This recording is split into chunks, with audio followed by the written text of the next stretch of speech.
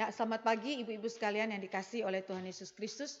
Bersyukur untuk hari ini sekalipun ada pilkada tetapi kita tetap melangsungkan PA wanita pada hari ini. Dan sebagaimana yang telah didoakan, kita berharap agar Tuhan memimpin seluruh proses pilkada yang berlangsung dan menghasilkan apa yang menjadi kehendak Allah. Sekalipun yang memimpin bukanlah umat Tuhan, tetapi kita percaya firman Tuhan berkata bahwa hati raja ada di dalam tangan kuasa Allah dan Allah mengarahkan kepada apa yang menjadi kehendak Allah. Karena itu di dalam kedaulatan Tuhan dan firman inilah maka kita menyatakan pengharapan kita bahwa kita punya kehidupan di kota-kota, di daerah-daerah, bahkan di dalam seluruh bangsa Indonesia ini dipimpin oleh Allah sendiri. Baik, sebelum kita akan memasuki perenungan firman Tuhan pada hari ini dengan subtema anugerah Allah satu-satunya jalan keselamatan. Kita akan berdoa memohon anugerah Tuhan pada hari ini. Mari kita berdoa. Bapa di dalam kerajaan surga, kami datang kepada Tuhan, menaikkan syukur untuk kasih setia Allah yang besar di dalam kehidupan kami sebagai umat kepunyaan Allah. Allah memberikan kepada kami begitu banyak hal yang memberikan perlindungan, penyertaan dan pemeliharaan atas hidup kami, juga melalui bangsa dan negara kami, melalui para pemimpin kami. Dan kami bersyukur karena Engkau berotoritas atas segala sesuatu sehingga kami dapat memiliki pengharapan kepada Tuhan. Dan terlebih khusus juga dalam kehidupan kami sebagai manusia berdosa yang tidak layak dan penuh dengan keputusasaan. Kami bersyukur kepada Tuhan karena Engkau hadir di dalam Kristus untuk memberikan pengharapan bagi kami yang telah berdosa. Dan kami berdoa biarlah Roh Kristus ada di tengah-tengah kami, memimpin kami lagi dan memahami akan anugerah Allah ini, sehingga kami sungguh-sungguh lagi dikuatkan dan dihiburkan dan diberikan pengharapan di tengah-tengah keadaan kami yang telah jatuh dalam dosa, bahwa Engkau sajalah yang mampu untuk melepaskan kami. Terima kasih Bapa di surga, kami serahkan ke depan di dalam seluruh perenungan firman kami, biarlah Engkau yang pimpin dan sertai. Dalam nama Yesus Kristus Tuhan kami berdoa dan menaikkan syukur. Amin. Mari kita membaca satu bagian firman Tuhan di dalam kitab Efesus pasal yang kedua. Efesus pasal yang kedua ayat 1 sampai dengan ayat yang ke-10. Efesus 2 ayat 1 sampai ayat yang ke-10. Kamu dahulu sudah mati karena pelanggaran-pelanggaran dan dosa-dosamu. Kamu hidup di dalamnya karena kamu mengikuti jalan dunia ini. Karena kamu menaati penguasa kerajaan angkasa, yaitu roh yang sekarang sedang bekerja di antara orang-orang durhaka. Sebenarnya dahulu kami semua juga terhitung di antara mereka, ketika kami hidup di dalam hawa nafsu daging dan menuruti kehendak daging dan pikiran kami yang jahat. Pada dasarnya kami adalah orang-orang yang harus dimurkai, sama seperti mereka yang lain. Tetapi Allah yang kaya dengan rahmat oleh karena kasih-Nya yang besar yang dilimpahkannya kepada kita telah menghidupkan kita bersama-sama dengan Kristus sekalipun kita telah mati oleh kesalahan-kesalahan kita. Oleh kasih karunia kamu diselamatkan. Dan di dalam Kristus Yesus Ia telah membangkitkan kita juga dan memberikan tempat bersama-sama dengan Dia di sorga. Supaya pada masa yang akan datang Ia menunjukkan kepada kita kekayaan kasih karunia-Nya yang melimpah-limpah sesuai dengan kebaikan-Nya terhadap kita dalam Kristus Yesus. Sebab karena kasih karunia kamu diselamatkan oleh iman. Itu bukan hasil usahamu tetapi pemberian Allah. Itu bukan hasil pekerjaanmu, jangan ada orang yang memegahkan diri. Karena kita ini buatan Allah, diciptakan dalam Kristus Yesus untuk melakukan pekerjaan baik yang dipersiapkan Allah sebelumnya. Ia mau supaya kita hidup di dalamnya. Demikian pembacaan firman Tuhan. Ibu-ibu yang dikasih oleh Tuhan Yesus Kristus, minggu yang lalu kita berbicara mengenai tragedi dosa, skandal pembenaran diri. Dan kita melihat bagaimana kehidupan manusia yang dikuasai oleh dosa, cengkraman dosa yang membuat saudara dan saya tidak mampu untuk kemudian melepaskan diri kita. Dan kemudian kita bahkan tidak mau ketika Allah memanggil kita pun kita tidak mau datang kepadanya. Dan itu adalah karakter dosa kita. Itu adalah natur berdosa kita. Tetapi syukur kepada Allah bahwa Allah memberikan kepada kita anugerah Allah yang menyelamatkan kita. Satu-satunya jalan keselamatan. Nah, mari kita melihat hal yang pertama berkaitan dengan pandangan-pandangan yang keliru tentang dosa dan tentang anugerah Allah. Ada beberapa pandangan yang beredar dan mungkin saja saat ini masih dipegang oleh beberapa daripada orang Kristen. Nah, kita melihat ada kira-kira 4 pandangan yang keliru tentang dosa dan anugerah Allah. Yang pertama mari kita lihat Pelagianisme. Pelagianisme adalah ajaran sesat yang ada sekitar abad ketiga Masehi. Dicetuskan oleh Pelagius dan kita tahu bahwa Pelagius adalah musuh bebuyutan daripada Agustinus. Saudara, apa yang dikumandangkan oleh Pelagius terkait dengan dosa dan anugerah? Bagi Pelagius, manusia itu tidak rusak total, saudara, tidak rusak total, ya, maupun tidak rusak sebagian, ya. Bagi Pelagius, manusia tidak rusak total maupun tidak rusak sebagian. Dengan kata lain, Pelagius menolak dosa asal. Minggu lalu kita berbicara mengenai dosa asal, tetapi bagi Pelagius tidak ada dosa asal. Natur manusia baik-baik saja. Natur manusia tidak dirusak secara total maupun secara sebagian oleh dosa. Lalu Pelagius juga mengatakan bahwa manusia itu dilahirkan dengan kebaikan sempurna dan mampu memilih antara yang baik dan yang jahat secara seimbang. Bahkan ada orang yang tidak berdosa. Mungkinkah hal ini terjadi, saudara? Ini adalah sebuah mimpi yang merupakan omong kosong, ya, di tengah-tengah keadaan manusia yang telah jatuh dalam dosa. Tetapi sebenarnya pada zaman itu ide daripada Pelagius itu begitu terkenal sehingga Tuhan membangkitkan Agustinus untuk melawan habis Pelagius. Ya. Dan kemudian Pelagius juga mengatakan bahwa untuk melakukan yang baik, manusia tidak memerlukan Roh Kudus ataupun anugerahnya yang tidak dapat ditolak. Manusia dapat melakukan yang baik. Tidak perlu anugerah, tidak perlu pertolongan Allah. Manusia dengan kemampuannya mampu melakukan yang baik, yang berkenan kepada Allah. Itu sebabnya bagi Pelagius tidak ada dosa asal. Manusia baik pada dirinya sendiri, manusia bahkan ada yang tidak berdosa.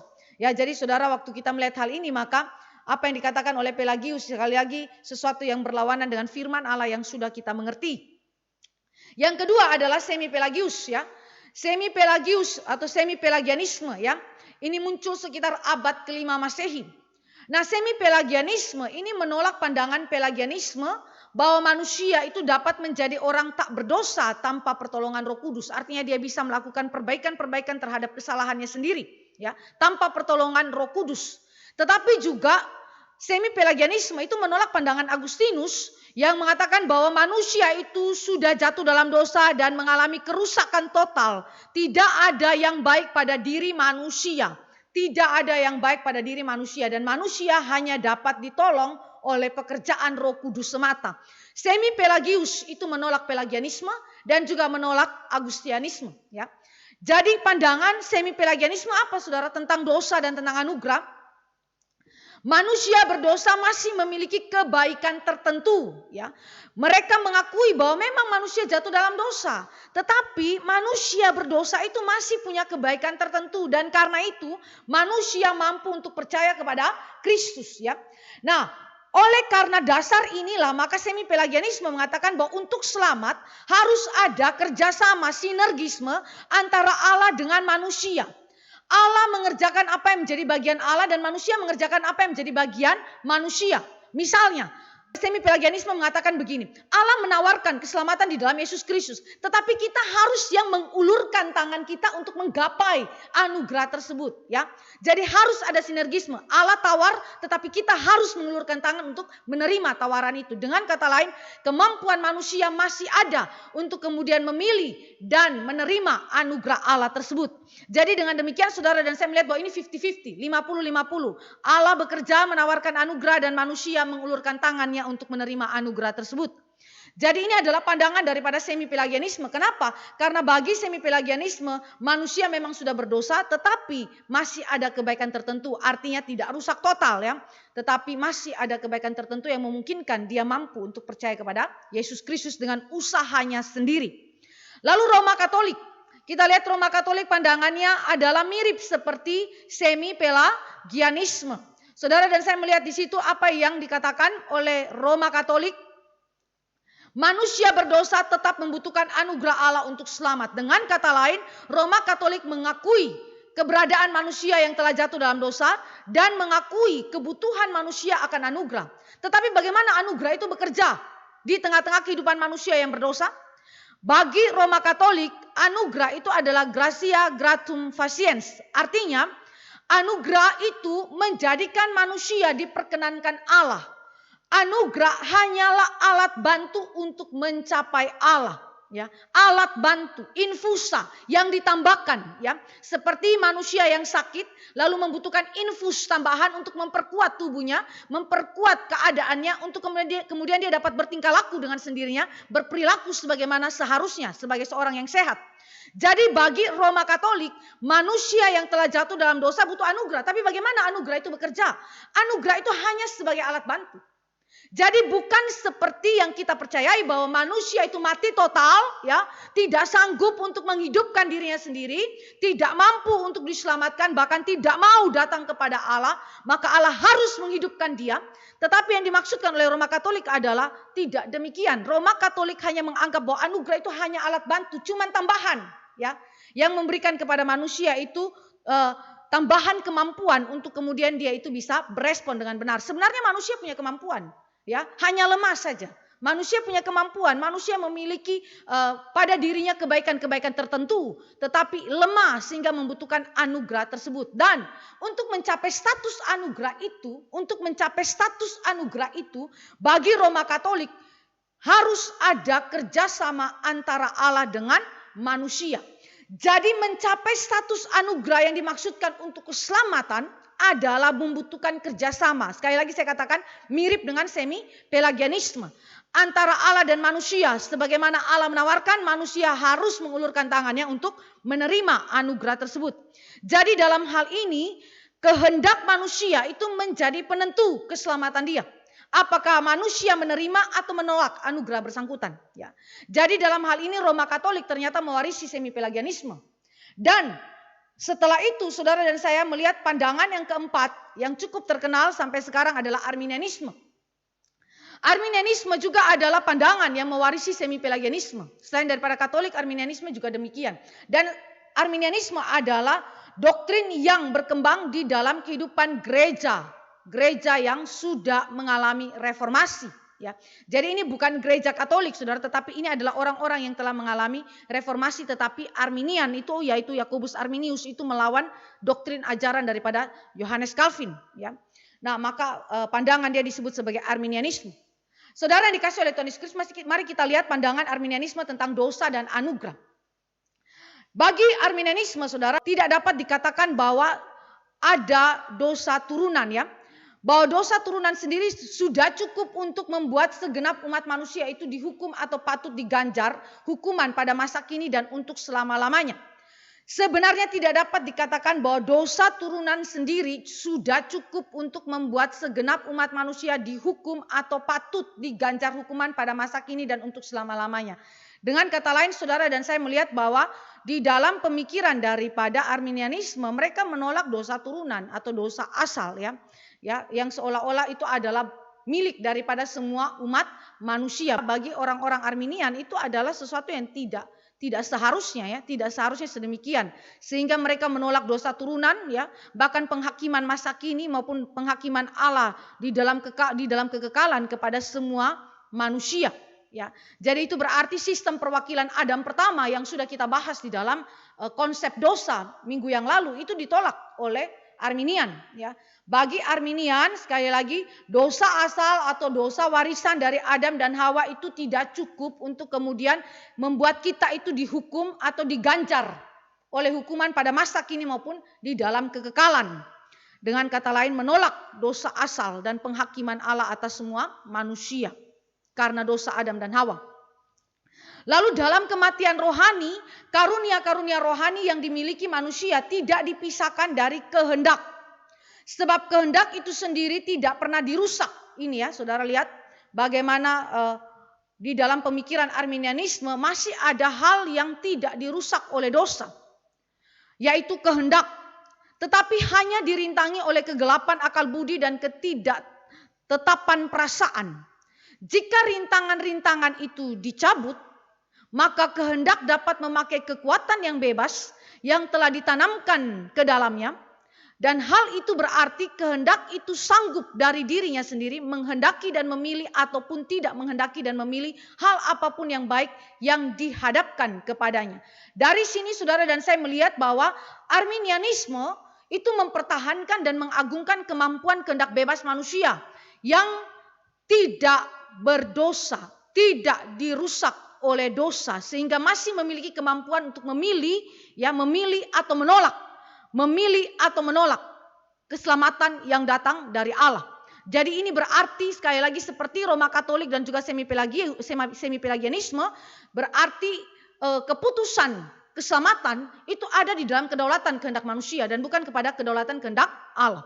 Nah, ini adalah hal-hal yang saudara dan saya perhatikan bahwa di dalam kehidupan kita sebagai orang Kristen sekalipun sampai hari ini masih ada orang Kristen yang berpikiran seperti Arminian, berpikiran seperti semi-pelagian dan seperti Roma Katolik. Bahwa mereka masih menganggap diri mereka ada bagian tertentu yang baik pada dirinya. Ketika saudara dan saya berkonfrontasi dengan orang-orang sedemikian, sukar bagi mereka untuk mengatakan bahwa kami berdosa secara total. Kami tidak mampu untuk taat kepada Allah. Kami tidak mampu percaya kepada Allah. Ini susah. Ini susah saudara. Sehingga saudara dan saya waktu menginjili orang-orang sedemikian, mereka akan terus bertanya, lalu bagaimana saya itu bisa diselamatkan? Karena melalui doa sekalipun saudara tidak akan diselamatkan. Ya, jadi ini berarti saudara dan saya waktu di dalam penginjilan berjumpa dengan orang-orang sedemikian itu akan mengalami kesukaran luar biasa. Saya salah satu menginjili orang yang berasal dari gereja mainstream tertentu, saudara. Waktu saya datang dan menginjili orang bersangkutan, saya pikir karena dia adalah seorang yang memiliki kedudukan sebagai pejabat gerejawi, asumsi saya dia mengerti dengan tepat Alkitab. Tetapi waktu saya datang dan kemudian memberitakan mengenai kejatuhan manusia dalam dosa dan ketidakmampuan manusia untuk percaya kepada Allah dan firman-Nya, bahkan manusia tidak mau datang kepadanya, walaupun firman itu telah memanggilnya. Ketika saya memberitakan itu, lalu dia tanya, jadi bagaimana kalau saya mau percaya Tuhan Yesus? Saya bilang, satu-satunya jalan adalah anugerah Allah. Oh, jadi bukan melalui doa, bukan. Sekalipun Bapak datang dan berdoa kepada Allah, minta Allah selamatkan, itu tidak akan membuat Allah menyelamatkan Bapak. Lalu bagaimana? Dia pikir dengan dia membaca Alkitab, dia pikir dengan kemudian dia memiliki kedudukan sebagai salah satu pejabat gerejawi yang tertinggi di dalam gerejanya. Dia pikir dengan cara sedemikian maka dia akan selamat. Faktanya adalah ketika diperhadapkan dengan Alkitab, Alkitab berkata bahwa saudara tidak dapat menyelamatkan dirimu dengan cara sedemikian. Saudara mati total. Maka saya menjelaskan itu sedapat mungkin bagaimana anugerah bekerja di luar andil manusia, di luar andil manusia. Dan itu sukar dimengerti. Bagaimana mungkin doa saja tidak bisa untuk minta Tuhan selamatkan saya, doa saja tidak bisa untuk menggerakkan Tuhan selamatkan saya. Dan saya tidak tahu bagaimana kelanjutannya, tetapi pada waktu itu saya mendoakan dia supaya oleh anugerah Tuhan Bapak diselamatkan. Saya katakan bahwa doa saudara, jika saudara berdoa untuk Tuhan selamatkan, itu pun berasal dari Tuhan, tapi bukan dari diri saudara. Jadi dia merasa kok saya nggak punya andil, saya kok nggak punya kekuatan sama sekali untuk melakukan itu. Ya.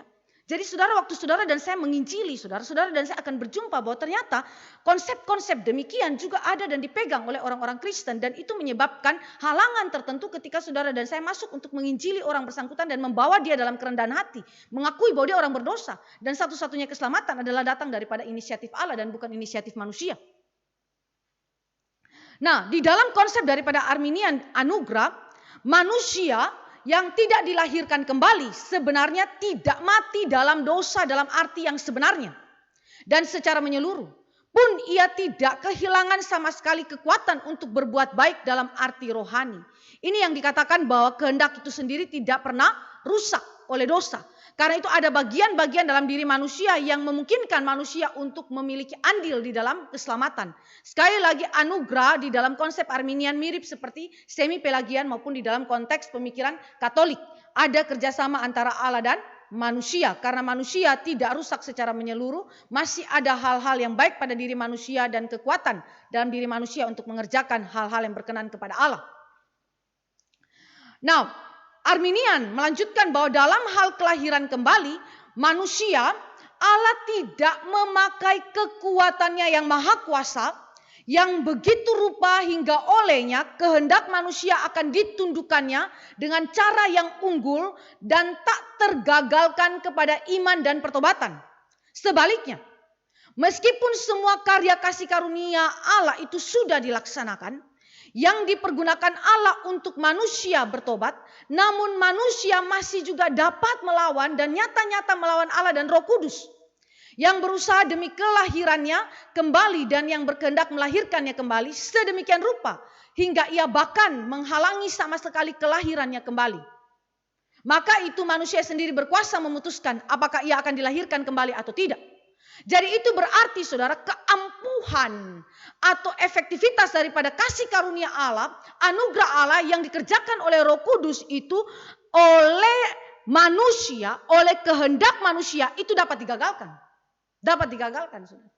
Jadi waktu saudara dan saya melihat hal ini, maka sekali lagi kedaulatan utama itu bukan ada di tangan Allah, tetapi kedaulatan utama adalah di dalam tangan manusia ketika keselamatan itu terjadi. Ya.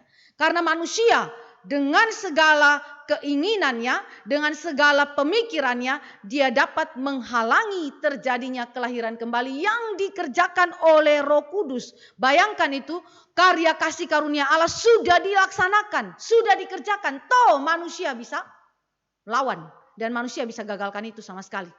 Ya, jadi saudara, ini siapa lebih berkuasa daripada siapa? Begitu ya. Rupanya ciptaan lebih berkuasa daripada pencipta. Ya. Jadi ini adalah konsep yang sebenarnya kalau saudara dan saya memperhatikan di dalam pemikiran, 4 pemikiran ini kita memiliki kesimpulan bahwa keempat pandangan itu menolak jangkauan dosa asal yang telah mencemari seluruh natur manusia, tubuh dan jiwa tanpa kecuali. Jadi ini adalah sesuatu penolakan terhadap dosa asal. Saudara perhatikan, penolakan terhadap doktrin dosa asal itu akan mengakibatkan saudara dan saya memiliki respon dan kehidupan yang berbeda. Praktika hidup yang berbeda termasuk di dalam aspek keselamatan. Kita akan memiliki konsep yang salah dan kemudian praktika hidup yang juga salah. Ya. Keempat pandangan di atas menolak kedaulatan Allah dalam menyelamatkan manusia tanpa andil manusia di dalamnya.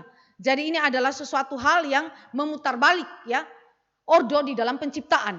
Pencipta ciptaan yang terjadi adalah ciptaan itu naik kepada singgasana atau tahta daripada pencipta. Keempat pandangan di atas juga yang tadi kita sudah renungkan itu meninggikan manusia dan segala perbuatannya dan bukan Allah dan karyanya yang penuh rahmat.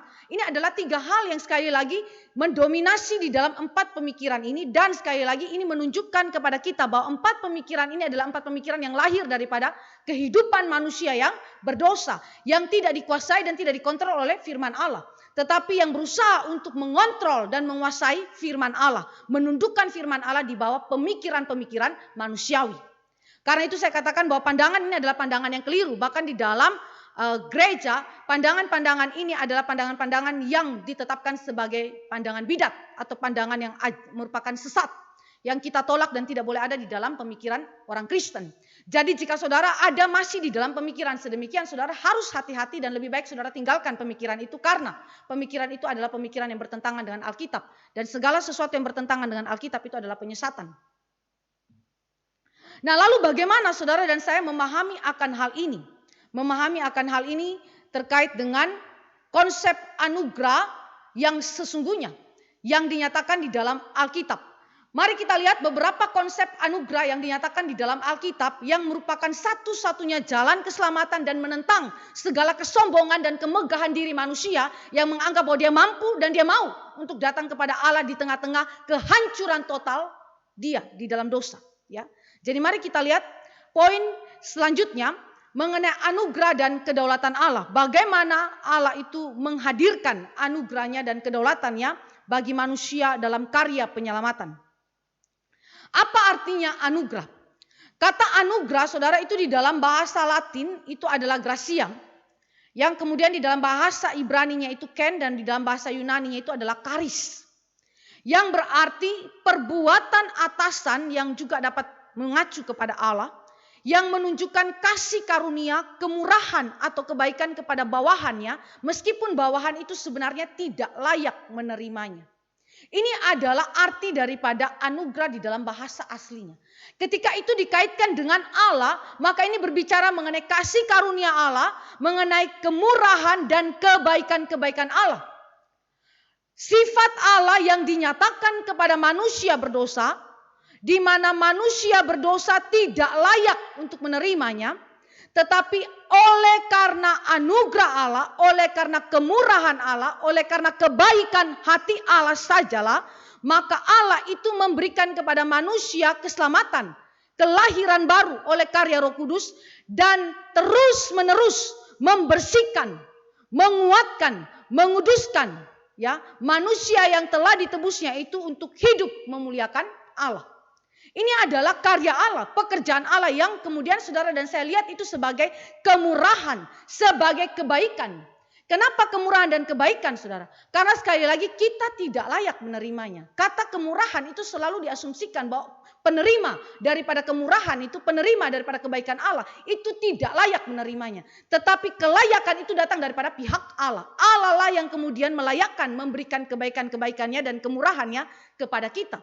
Dan itu berkaitan dengan karya Roh Kudus yang melahirbarukan kita, yang secara terus-menerus membersihkan kita, menguatkan kita, menguduskan kita untuk memuliakan Allah. Jadi saudara yang dikasih oleh Tuhan Yesus Kristus, ketika kita berbicara mengenai kata grace, anugerah, saudara harus ingat bahwa ini selalu berkaitan dengan kemurahan, kasih, kebaikan Allah kepada kita yang tidak layak untuk menerimanya. Kepada kita yang seharusnya layak dimurkai Allah dan dibuang di dalam api neraka. Ya.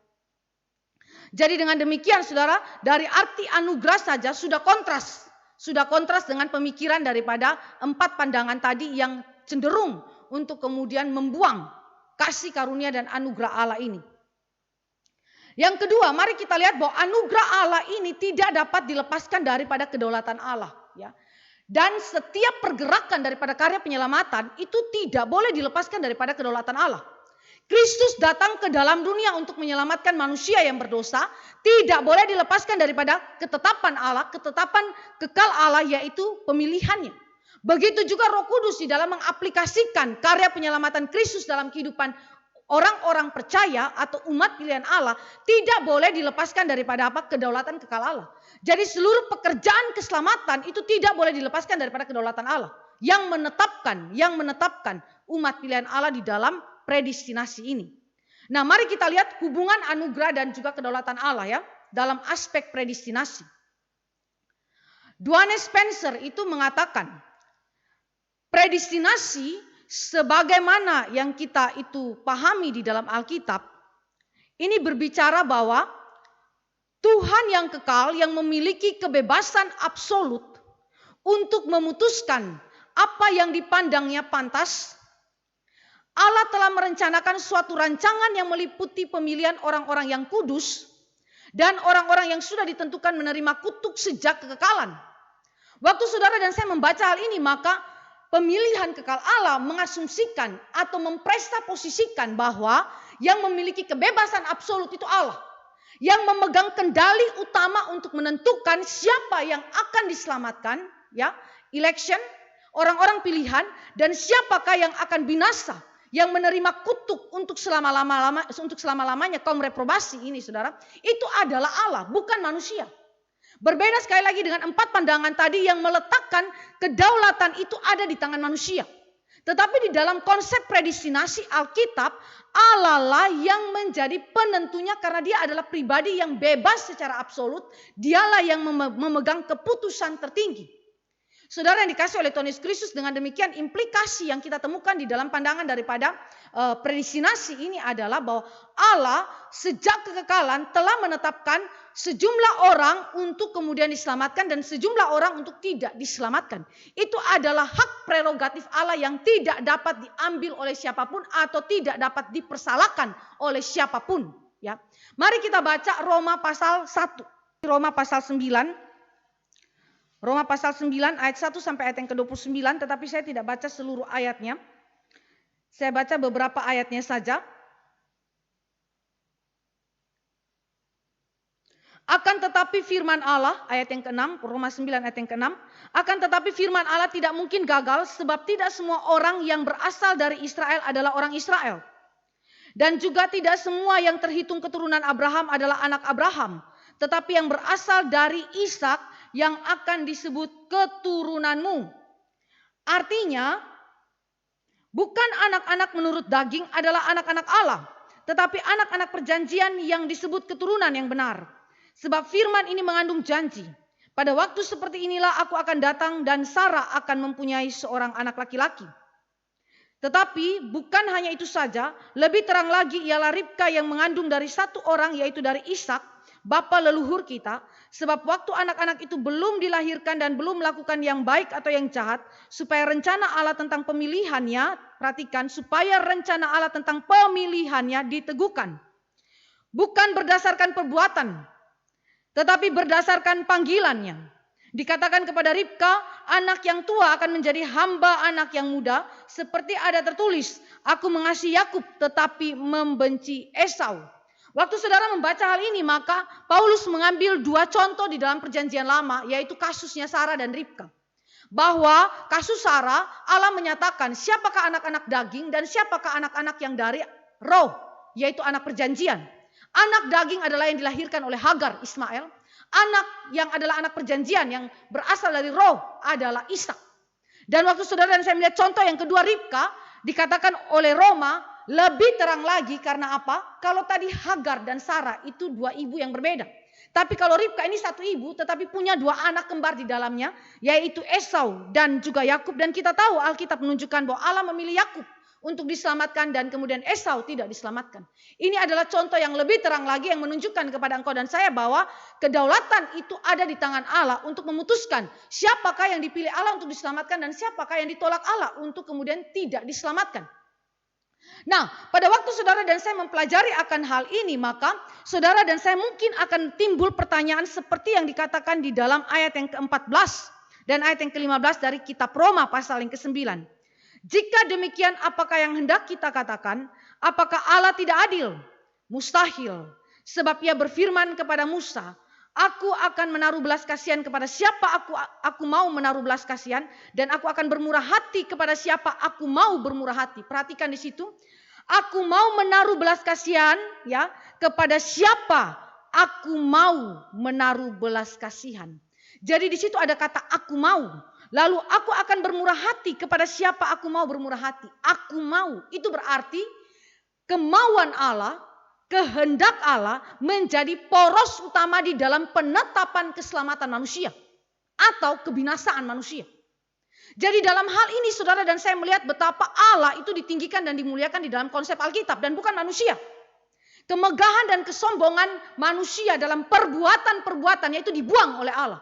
Itu sangat jelas sekali di dalam ayat yang ke-11 daripada Roma 9. Saya bacakan sekali lagi ayat ini. Supaya rencana Allah tentang pemilihannya diteguhkan. Bukan berdasarkan perbuatan tetapi berdasarkan panggilannya. Ya.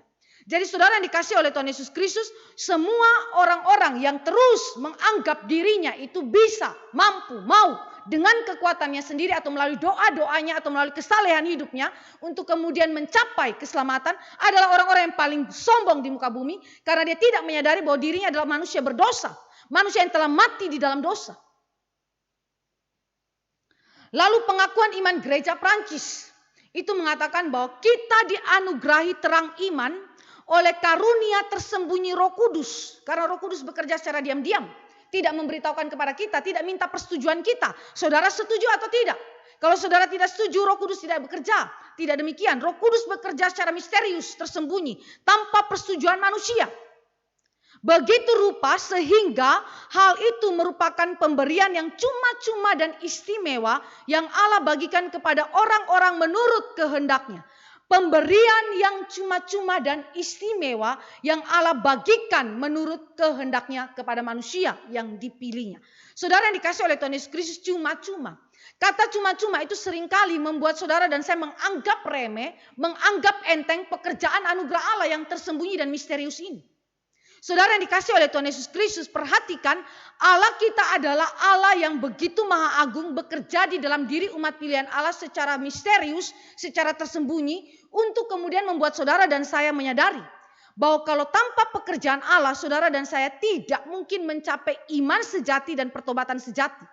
Karena itu saudara yang dikasih oleh Tuhan Yesus Kristus, seharusnya kita semua sebagai orang-orang percaya ketika kita bisa percaya kepada Allah. Ketika kita bisa mengakui dosa-dosa kita dengan rendah hati, ketika kita bisa berdoa bagi keselamatan anak-anak kita, itu semua adalah pemberian Allah. Pemberian Allah itu adalah sesuatu yang dianugerahkan secara cuma-cuma, tidak dibayar oleh saudara satupun. Dengan keuangan saudara, dengan tenaga saudara, dengan pikiran saudara, atau apapun yang saudara miliki. Karena tidak seimbang. Saudara tidak mungkin membayar apa yang Allah kerjakan bagi saudara karena tidak berimbang. Ya.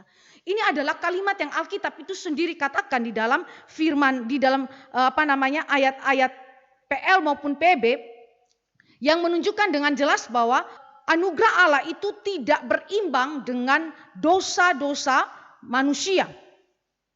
Saudara dan saya bisa lihat itu di dalam kitab Yesaya dan juga kitab-kitab lainnya. Itu adalah hal yang sangat indah sekali, ya. Dan kemudian kita juga bisa lihat di dalam Roma pasal 5 ayat 16. Ini adalah kalimat daripada Rasul Paulus mengenai pekerjaan Allah yang cuma-cuma dan istimewa itu kepada manusia ketika dia menyelamatkan kita. Roma 5 ayat 16. Dan kasih karunia tidak berimbang dengan dosa satu orang. Sebab penghakiman atas satu pelanggaran itu telah mengakibatkan penghukuman. Tetapi penganugerahan karunia atas banyak pelanggaran itu mengakibatkan pembenaran. Saudara perhatikan apa yang dilakukan oleh Allah di dalam pekerjaan keselamatan. Kasih karunia tidak berimbang dengan dosa satu orang. Yaitu dosa Adam dan Hawa, saudara. Ya. Dosa Adam itu sendiri, saudara, yang mengakibatkan dosa bagi seluruh umat manusia. Kasih karunia itu diberikan kepada banyak pelanggaran yang mengakibatkan pembenaran. Saudara, ini yang disebut dengan tidak berimbang. Allah memberikan anugerahnya, memberikan kasih karunia-Nya dengan cuma-cuma dan begitu istimewa dan tidak berimbang dengan begitu banyaknya dosa yang kita sudah lakukan dan kedalaman kejatuhan kita. Tidak berimbang, saudara, tidak berimbang. Tetapi sekalipun demikian, saudara dan saya seringkali meremehkannya karena mungkin itu adalah sesuatu yang sudah biasa kita itu alami, sudah biasa itu kita nikmati sehingga kadang-kadang kita sulit untuk mengucap syukur atas pekerjaan Allah yang besar ini.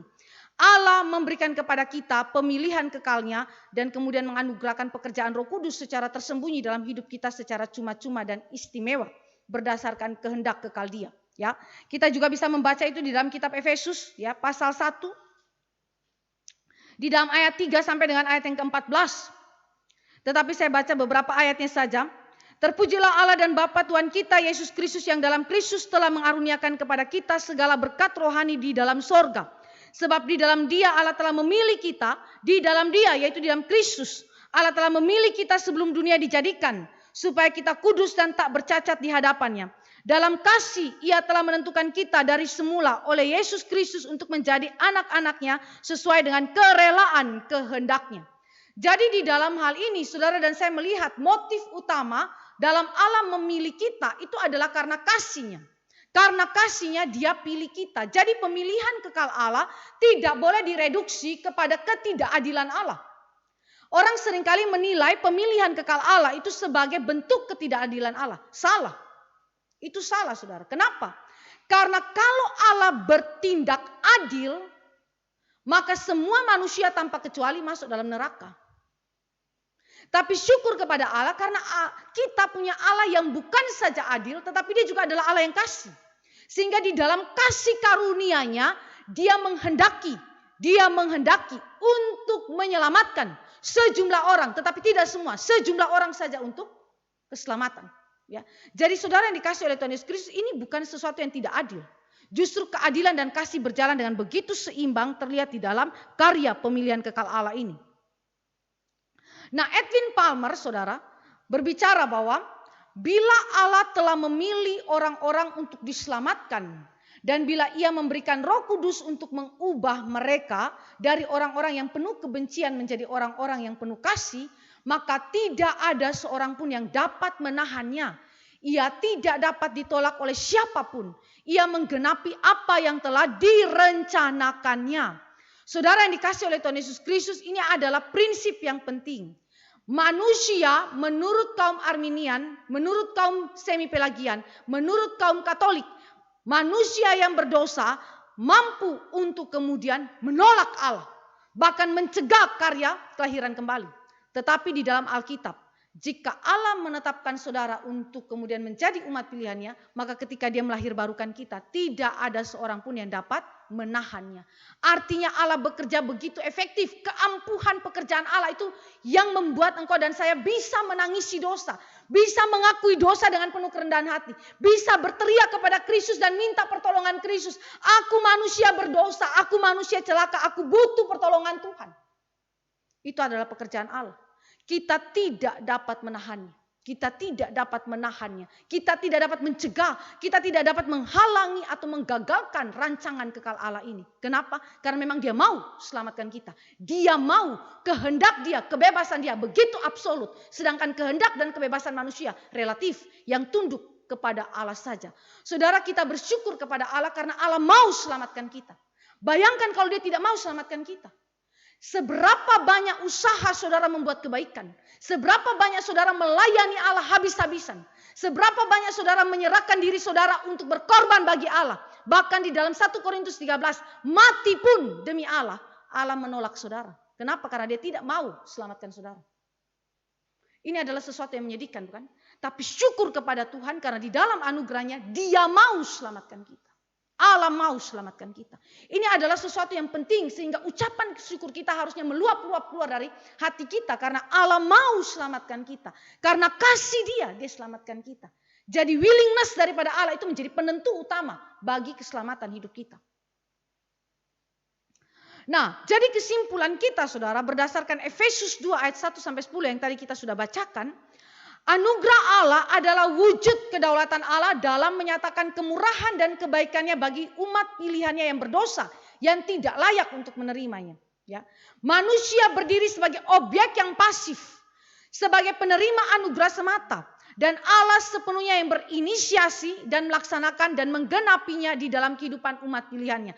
Kita hanya penerima. Seperti jenazah-jenazah mayat-mayat yang tidak mungkin bangkit, yang tidak mungkin bergerak dari dirinya sendiri. Maka kita hanya penerima daripada anugerah Allah tersebut. Anugerah adalah awal, pertengahan, dan akhir daripada seluruh karya keselamatan. Anugerah sepenuhnya tanpa jasa manusia. Jadi itu berarti sebagaimana daripada pandangan Alkitab, bukan manusia yang berinisiatif untuk mencari Allah. Karena Roma pasal 3 berkata bahwa tidak ada seorang pun yang mencari Allah. Tidak ada seorang pun yang benar. Tidak ada seorang pun yang datang untuk mencari kebenaran firman Allah. Tidak ada. Maka inisiatif pertama itu harus datang dari Allah. Allah yang mengawali kehidupan dalam hidup kita. Saudara perhatikan, Allah memanggil kita. Tetapi saudara dan saya harus ingat, dia bekerja di dalam diri kita, menghidupkan kita oleh kuasa Roh Kudusnya. Supaya apa? Kita dapat menjawab panggilan Allah dan mengatakan, ya, saya percaya kepada Yesus Tuhan dan Juru Selamat. Maka anugerah harus menjadi awal daripada kehidupan kita. Tetapi bukan cuma awal. Alkitab berkata bahwa sepanjang hidup kita, sejak saudara dan saya itu dilahirbarukan oleh Roh Kudus, diberikan hidup yang baru, sepanjang hidup kita, pertengahan sampai akhir hidup kita, haruslah dikuasai, dipimpin dan diarahkan oleh anugerah. Jadi anugerah adalah esensi hidup daripada umat Allah. Ya. Esensi hidup daripada umat Allah. Tanpa anugerah kita tidak memiliki hidup pada diri kita sendiri. Nah, efektivitas daripada karya keselamatan tidak bergantung kepada kehendak manusia, melainkan sepenuhnya bergantung kepada kehendak kekal Allah dalam pemilihan. Ini adalah prinsip yang penting sekali sehingga seluruh kedaulatan manusia, seluruh kebebasan manusia yang dianggap absolut itu disingkirkan. Kemegahan dan kesombongan manusia di dalam upaya-upaya mendapatkan keselamatan itu adalah sesuatu yang berdosa di hadapan Allah dan disingkirkan secara mutlak di dalam kedaulatan Allah dalam memberikan anugerahnya bagi kita manusia yang berdosa. Nah, saudara yang dikasih oleh Tuhan Yesus Kristus, itu adalah prinsip yang penting terkait dengan kedaulatan Allah. Jadi anugerah keselamatan tidak akan bekerja di luar daripada kedaulatan Allah. Anugerah itu sendiri adalah wujud kedaulatan Allah. Ya. Maka hal yang kedua, bagaimana anugerah itu berelasi, berhubungan dengan kehendak bebas manusia? Bagaimanakah kebebasan manusia yang relatif ini berelasi dengan absolut? Ya, kehendak Allah yang absolut itu yang dinyatakan di dalam anugerah Allah. Saudara dan saya, mari kita lihat konsep mengenai kehendak bebas. Kehendak bebas terdiri dari dua kata, yaitu kehendak dan bebas. Kata kehendak itu berarti kemampuan memilih. Kehendak berarti kemampuan memilih. Yakni kapasitas manusia untuk memilih di antara berbagai alternatif yang ada. Pilihan itu bisa saja baik atau buruk, ya. Bisa juga memuliakan Allah atau menyangkali Allah. Jadi waktu saudara dan saya mempelajari kata kehendak, itu berarti kita berbicara mengenai apa? kemampuan, kapasitas untuk memilih. Dan ketika kita berbicara mengenai kemampuan atau kapasitas untuk memilih, berarti ini mengimplikasikan adanya tanggung jawab manusia dalam pemilihan yang dia ambil. Jadi itu berarti manusia bukan hanya sekedar memilih, asal memilih tanpa tanggung jawab, tidak. Kata kebebasan dan juga kata kehendak di dalamnya, ini memberikan kepada kita asumsi bahwa di belakang kapasitas, di belakang kemampuan atau kehendak untuk memilih itu, ada tanggung jawab untuk kita itu boleh lakukan di dalam setiap pemilihan yang kita itu adakan. Nah, pengakuan iman Westminster itu mengatakan demikian. Kehendak merupakan kemampuan jiwa dan kepribadian manusia. Karena itu kehendak ditentukan oleh jiwa, ya, kesadaran diri, ego atau kepribadian manusia. Kehendak tidak bisa menyimpang dari karakter moral yang menjadi sumbernya. Artinya kehendak tidak bisa keluar daripada natur sebenarnya daripada manusia, yaitu dosa. Jadi kehendak akan bergerak berdasarkan natur kita, begitu ya. Begitu juga perasaan, pikiran kita akan bergerak berdasarkan natur kita, begitu ya. Kalau kita naturnya berdosa, maka pikiran, kehendak, perasaan kita akan terarah ke sana. Nah, saudara yang dikasih oleh Tuhan Yesus Kristus, ketika saudara dan saya melihat hal ini, maka kehendak memainkan peranan yang begitu penting. Itu sebabnya di minggu yang lalu ketika kita berbicara mengenai keputusan manusia untuk kemudian berdosa kepada Allah, itu terletak kepada kehendaknya karena ini bicara mengenai kapasitas untuk memilih. Kapasitas untuk memilih. Yang di belakangnya mengasumsikan tentang apa? Adanya tanggung jawab manusia dalam setiap pilihan-pilihannya. Jadi kalau saudara dan saya melihat hal ini, maka absolutnya kehendak Allah dalam keputusan Allah untuk menyelamatkan manusia ataupun membiarkan manusia yang lain tetap dalam kebinasaan, tetap dalam keberdosaannya, itu tidak meniadakan kehendak kita, tidak meniadakan kapasitas kita di dalam memilih. Kapasitas kita, kemampuan kita yang Allah berikan untuk kemudian memilih dan kemudian menghasilkan tanggung jawab di belakang itu, saudara, ini adalah hal yang tetap kita miliki. Ya, tetap kita miliki dan tidak pernah hilang oleh karena absolutisme daripada kedaulatan Allah. Allah berdaulat secara absolut tetapi tidak membuang ya kehendak manusia secara bebas ya. Ini tetap dimiliki oleh manusia. Nah, kata bebas saudara, ini berbicara bahwa manusia tidak dipaksa untuk menghendaki sesuatu yang berlawanan dengan natur atau keinginannya.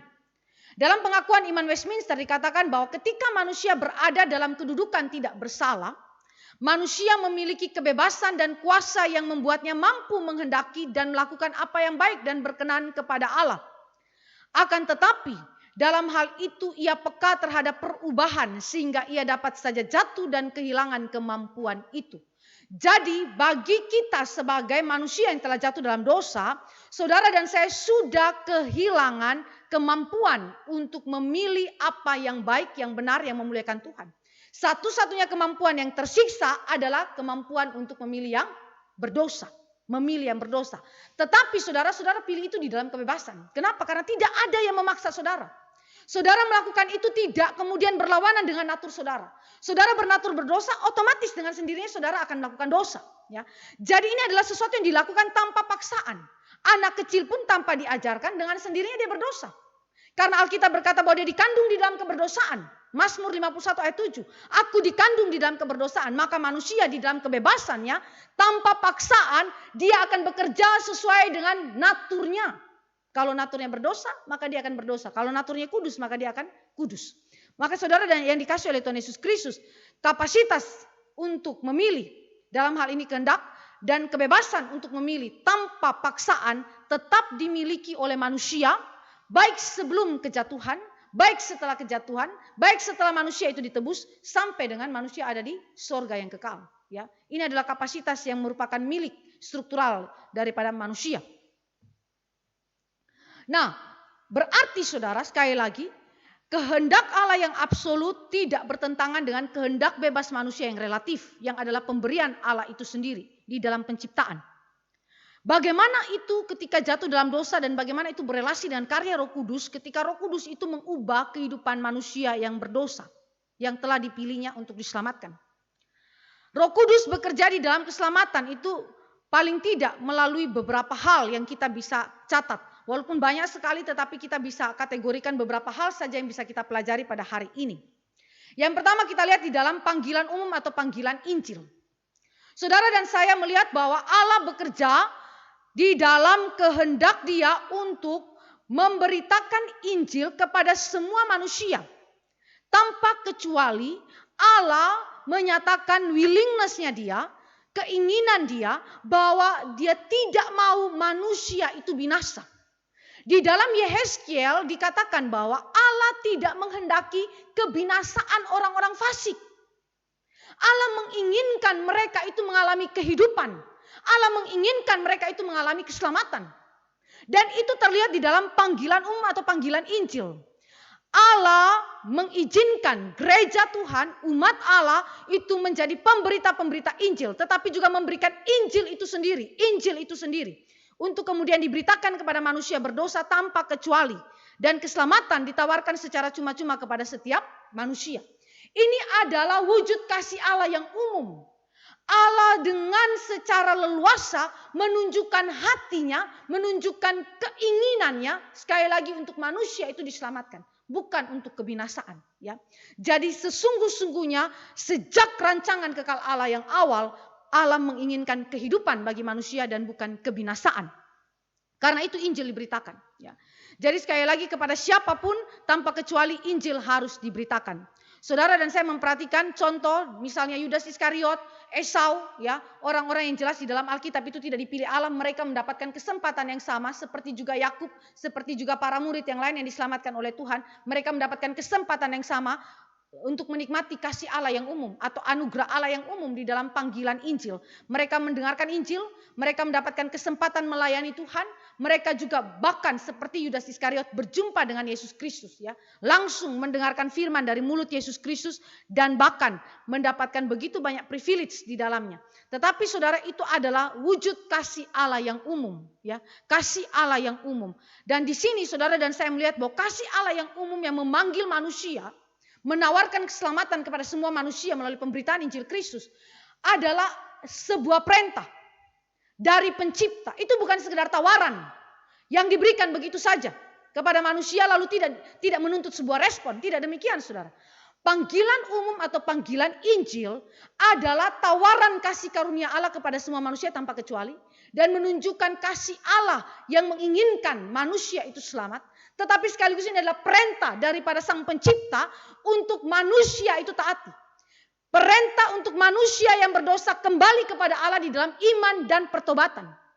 Dan perintah ini tidak boleh dikatakan tidak. Ya, berarti perintah ini menuntut respon positif, bukan respon negatif. Ya. Saudara yang dikasih oleh Tuhan Yesus Kristus, di dalam pemikiran daripada John Murray maupun di dalam pemikiran daripada John Calvin, perintah daripada pencipta raja di atas segala raja, jika itu ditolak atau saudara berkata tidak kepada perintah ini, maka itu sama dengan kebinasaan. Itu sama dengan kebinasaan. Jadi itu berarti saudara dan saya memperhatikan setiap Injil diberitakan, setiap firman Allah itu diberitakan, maka itu berarti mengasumsikan dua hal. Pertama, ini adalah kasih Allah yang umum yang sedang diproklamasikan dan kemudian menyatakan ini adalah bahwa Allah itu menginginkan manusia itu bertobat, manusia itu kembali kepada Dia di dalam iman dan pertobatan sejati. Dan yang kedua, ini adalah berbicara mengenai tuntutan respon positif daripada setiap manusia karena ini adalah perintah daripada Allah Sang Pencipta kita.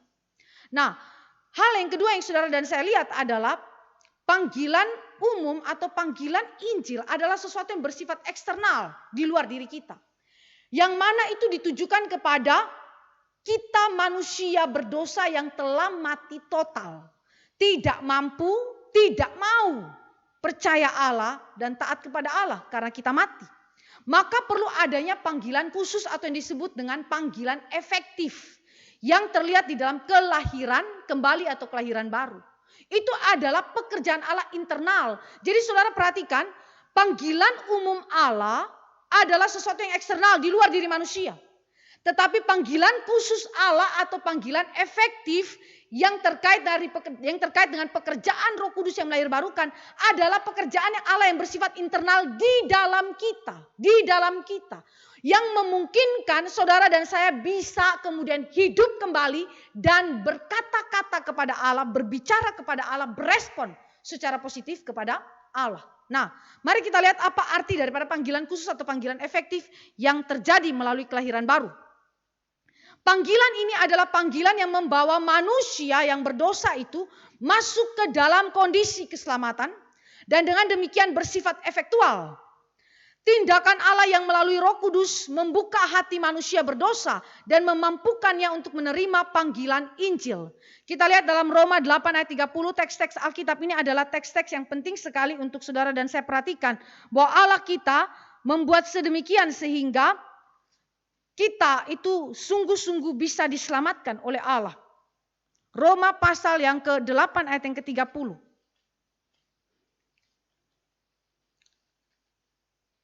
Di situ dikatakan, dan mereka yang ditentukannya dari semula, mereka itu juga dipanggilnya.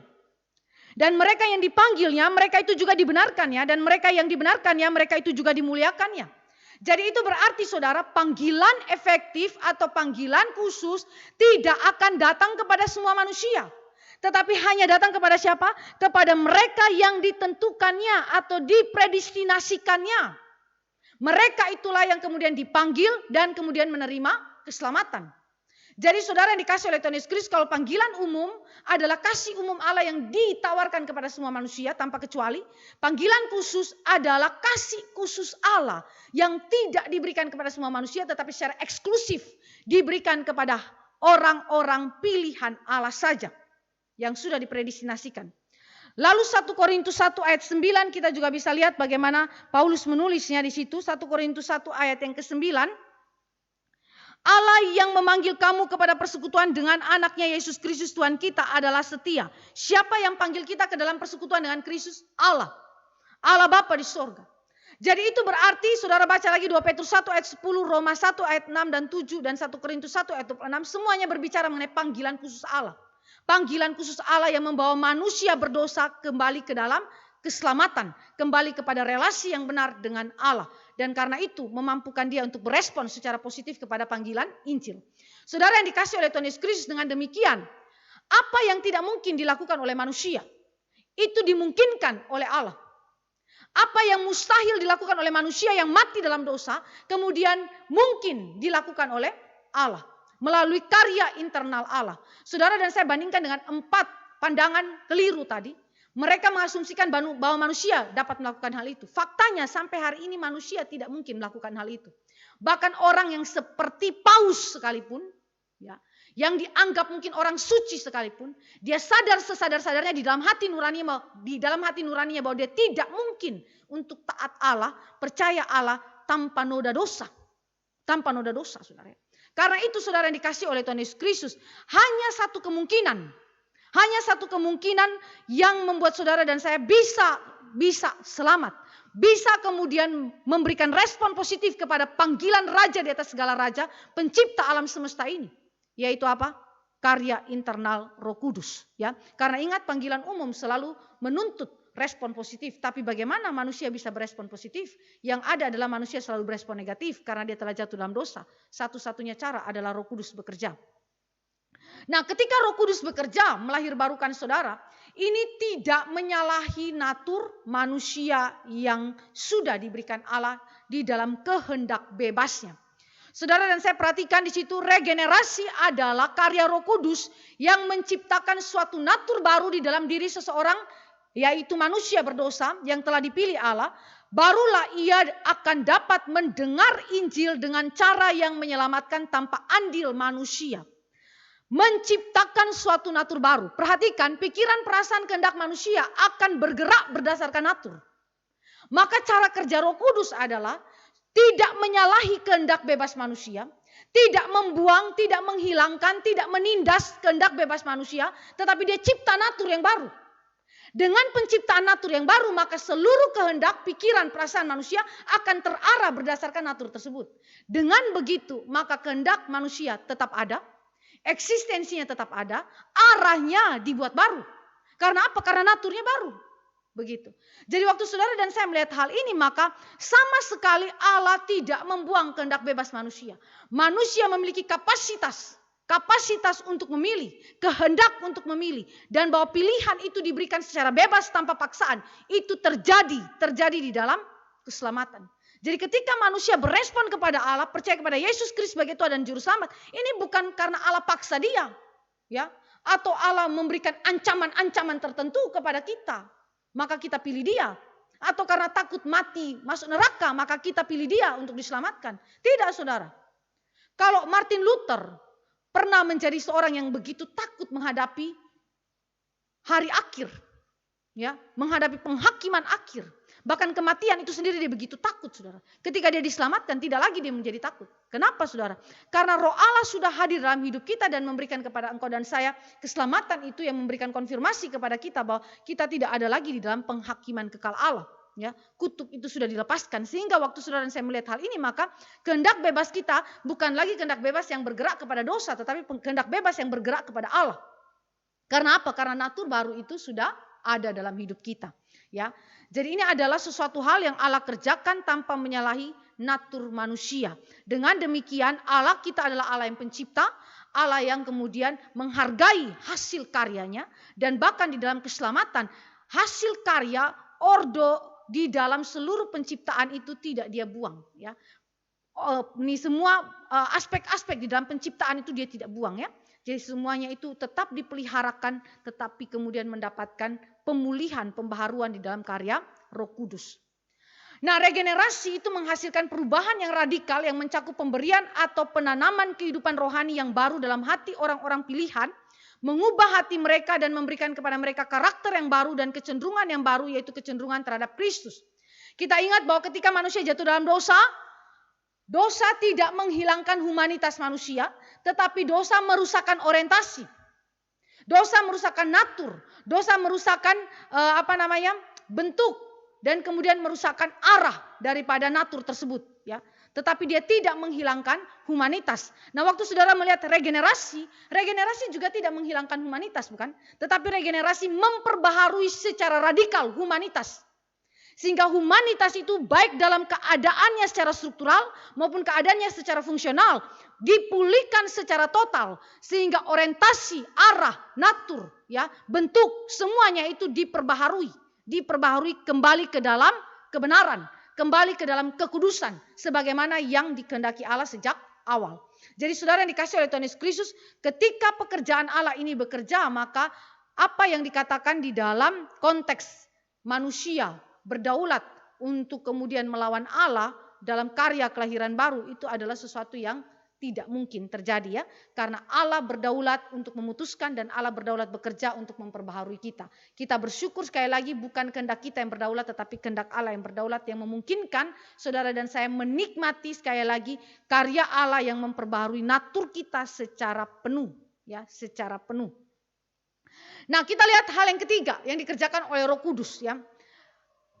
Itu adalah iman dan pertobatan. Ketika saudara dan saya mempelajari mengenai hal ini, iman dan pertobatan, kita menemukan ini adalah buah daripada pekerjaan Roh Kudus. Buah daripada pekerjaan Roh Kudus. Ketika dia melahirbarukan kita, iman adalah suatu keyakinan yang pasti yang ditanamkan dalam hati manusia oleh Roh Kudus kepada kebenaran Injil dan suatu kepercayaan yang sesungguhnya pada janji-janji Tuhan dalam Kristus. Jadi keyakinan yang pasti ini bukan keyakinan yang dibuat-buat oleh perasaan, tetapi adalah lahir daripada pekerjaan Roh Kudus di dalam jiwa manusia yang memiliki natur yang baru. Jadi saudara tidak mungkin punya iman tanpa pekerjaan Roh Kudus, sebagaimana yang diasumsikan oleh 4 pandangan keliru tadi, yang mengatakan bahwa manusia bisa punya iman dengan kekuatannya sendiri, ya. Karena manusia tidak rusak total atau bahkan manusia tidak mengalami dosa asal.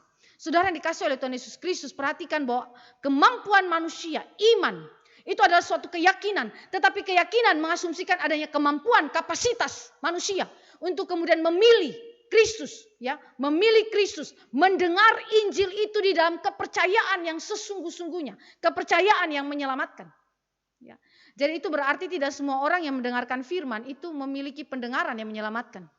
Ya, ada orang dengar firman, ada orang dengar PA begitu banyak, tetapi seluruh hasil pendengarannya adalah kebinasaan. Tapi ada orang yang diberikan pendengaran yang menyelamatkan, sehingga ketika dia mendengar, itu seperti Lydia mendengar. Paulus waktu memberitakan firman, dia mendengar dengan pendengaran yang menyelamatkan karena Allah membuka pikiran dia untuk mendengar dan mengimani firman yang diberitakan. Jadi saudara, ini adalah sesuatu pekerjaan Roh Kudus yang tidak bisa diupayakan oleh kita. Tidak bisa diupayakan oleh kita manusia. Bahkan saudara, diri kita saja kita tidak bisa lakukan itu. Kalau kita tidak bisa lakukan itu, lalu kita tuntut orang lain seperti itu juga sukar ya. Sukar ya. Itu sebuah tuntutan yang impossible ya. Yang sesuatu yang tidak mungkin kita dapatkan daripada manusia berdosa, kecuali Allah sendiri yang melakukannya dan memungkinkannya. Pertobatan. Ya, sebelum sampai kepada pertobatan, kita lihat iman itu ketika Roh Kudus bekerja dan menghasilkan iman, maka itu akan meliputi pengetahuan, persetujuan, dan kebersandaran total kita kepada Kristus. Ini adalah 3 aspek daripada iman yang sejati, iman yang menyelamatkan, yang pasti ada di dalam diri daripada setiap orang yang memiliki natur baru oleh pekerjaan Roh Kudus. Apa itu saudara? Berbicara mengenai pengetahuan, yaitu suatu pengetahuan dan keyakinan bahwa segala sesuatu yang dinyatakan Allah di dalam firman-Nya adalah benar. Pengetahuan itu pasti. Karena apa? Dijamin oleh Allah sendiri. Ini adalah sebuah keyakinan, kepastian yang Allah itu ukir di hati kita. Yang diungkapkan secara puitis oleh Yeremia, bahwa Allah itu akan menuliskan firman itu di dalam loh hati kita. Menuliskan firman dalam loh hati. Hati itu kalau saudara perhatikan bagaimana caranya menulis di dalamnya. Ya. Itu berarti saudara dan saya melihat bahwa ketika dikatakan Allah menuliskan firman di dalam hati kita, ini adalah ungkapan puitis yang mengungkapkan bahwa Allah memberikan kepastian keselamatan, kepastian firman di dalam jiwa kita. Firman itu dimeteraikan, firman itu ditulis di dalam hati kita dengan apa? Dengan kuasa Roh Kudus. Ya. Jadi itu berarti meterai jaminan langsung daripada Allah bahwa kita itu adalah orang-orang yang diselamatkan. Dan segala pengetahuan firman itu adalah pengetahuan yang menyelamatkan. Ya. Jadi saudara yang dikasih oleh Tuhan Yesus Kristus, meterai atau jaminan firman yang tertulis di dalam hati nurani kita, di dalam pikiran, kehendak, perasaan kita, itu tidak mungkin kita lakukan. Itu hanya bisa dilakukan oleh pekerjaan Allah secara supranatural.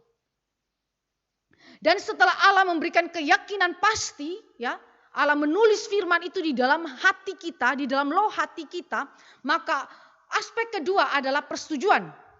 Persetujuan di dalam iman itu maksudnya adalah suatu tindakan yang dengannya keseluruhan pribadi orang percaya secara teguh menerima bahwa ajaran firman Allah adalah benar, dan ini mencakup pengenalan yang tepat berkenaan dengan hubungan antara kebenaran tentang Kristus dan dengan kelakuan orang percaya sebagai orang berdosa. Jadi ini berkaitan dengan apa? Berkaitan dengan saya setuju, saya menerima firman itu benar, tetapi juga berkaitan dengan karya keselamatan Kristus dan kehidupan saya sebagai orang berdosa. Bahwa hanya di dalam Kristus saja ada keselamatan. Di luar Kristus tidak ada keselamatan. Ya, sebagaimana di dalam Kisah Para Rasul dikatakan bahwa di bawah kolong langit ini hanya ada satu nama yang menyelamatkan, yaitu siapa? Kristus. Tidak ada tokoh di dunia ini yang berkata kepada para pengikutnya, percaya saya dan engkau akan selamat. Tidak ada saudara, kecuali nama Kristus. Di bawah kolong langit tidak ada satu nama yang menyelamatkan kecuali nama Kristus. Maka saudara yang dikasih oleh Tuhan Yesus Kristus, persetujuan itu bukan saja mengatakan bahwa firman adalah benar, tetapi setuju bahwa hanya Kristus satu-satunya jalan keselamatan. Dan hal yang ketiga daripada iman sejati adalah kebersandaran total kepada Kristus. Kebersandaran total kepada Kristus itu apa saudara? Ini berbicara mengenai saya berpaling dari diri saya sendiri dan bersandar secara penuh kepada Kristus bagi keselamatan saya. Dan keyakinan ini berakar dan diciptakan oleh karya Roh Kudus di dalam diri orang yang telah ditebus oleh Kristus melalui firman Allah. Ya. Saya ulangi, apa itu kebersandaran atau kepercayaan total kepada Allah? Ini berbicara mengenai berpaling dari diri sendiri dan bersandar penuh kepada Kristus untuk keselamatan saya. Dan keyakinan ini berakar dan diciptakan oleh Roh Kudus di dalam diri umat pilihan Allah melalui firman Allah atau melalui Injil. Jadi saudara, itu berarti iman sedemikian adalah iman yang tidak mungkin gugur, tidak mungkin dilenyapkan oleh apapun dan tidak mungkin hilang oleh karena dosa. Kenapa? Karena itu diteguhkan oleh Allah itu sendiri, dilahirkan, diciptakan oleh Allah sendiri dalam jiwa kita. Sehingga ketika engkau dan saya percaya kepada Yesus Kristus, itu bukan karena paksaan orang tua. Bukan juga karena saudara dan saya memang kebiasaan lahir di dalam gereja. Dari sejak kecil kita adalah orang Kristen, tidak begitu saudara. Tetapi itu adalah sesuatu hal yang diciptakan oleh Roh Kudus di dalam kehidupan kita oleh pekerjaan kelahiran kembali. Jadi saudara yang dikasih oleh Tuhan Yesus Kristus, dengan demikian maka tidak ada tempat di dalam iman bagi andil manusia. Sebagaimana dikatakan dalam Efesus tadi. Iman itu pemberian Allah, itu bukan hasil usahamu. Jangan ada seorang pun yang memegahkan diri. Kenapa saudara? Karena memang esensi daripada iman itu bukan adalah hasil pekerjaan kita. Seluruhnya, 3 aspek ini adalah bagian daripada pekerjaan-pekerjaan Allah di dalam hidup kita. Ya.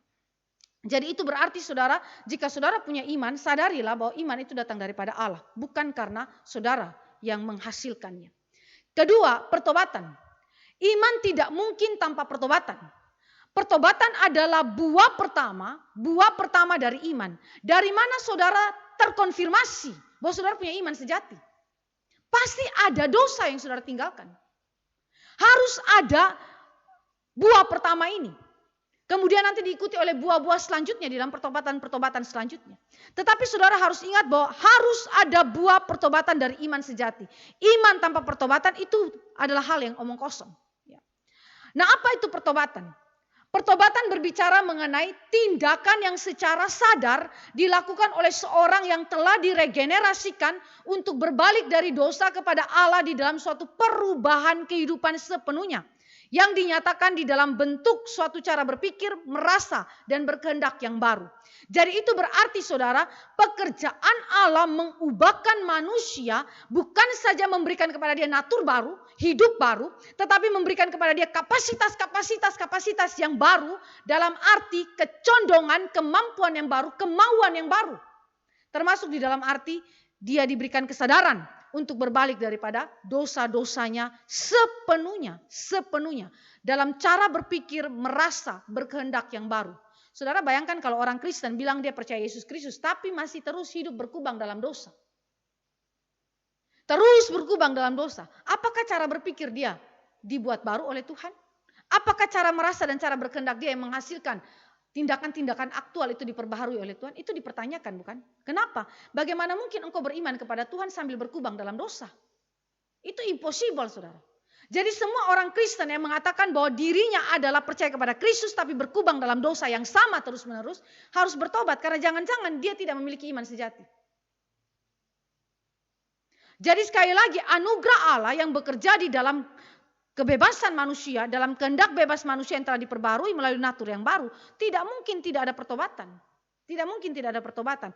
Pertobatan akan selalu terlihat di dalam perubahan cara berpikir, merasa, berkehendak yang baru. Nah karena itu pertobatan meliputi 3 aspek. Intelektual, emosional, dan volisional. Ya. Intelektual itu berbicara mengenai orang percaya mengenal akan kekudusan dan keagungan Allah yang mencakup pengakuan atas dosa dan kesalahannya. Juga pemahaman tentang kasih setia Allah yang siap untuk mengampuni. Jadi aspek intelektual di dalam pertobatan yang digerakkan dan kemudian ditanamkan oleh Roh Kudus di dalam diri kita adalah bahwa kita sadar, kita kenal akan kekudusan dan keagungan Allah. Yang mencakup 2 hal sekaligus. Mengaku dosa dan kesalahan kita tetapi sekaligus sadar bahwa Allah setia. Allah penuh kasih untuk mengampuni dosa-dosa kita. Saudara yang dikasih oleh Tuhan Yesus Kristus, saya pikir ini adalah hal yang terlihat sekali di dalam kehidupan daripada penjahat di sebelah Yesus. Sebelumnya itu bersama-sama dengan penjahat, ya 2 penjahat itu ya, mereka berdua itu menghina Yesus, mengejek Yesus, mengolok-olokkan Yesus. Sampai mereka mendengar perkataan Yesus pertama di atas kayu salib. Ya Bapa, ampunilah mereka karena mereka tidak tahu apa yang mereka perbuat. Lalu salah satu penjahat di sebelah Yesus dijamah oleh Roh Kudus sehingga dia berhenti untuk mengolok-olok Yesus. Lalu dia menegur temannya yang lain itu yang adalah penjahat di sebelah Yesus juga yang sedang tersalib. Kamu jangan mengolok-olok Yesus.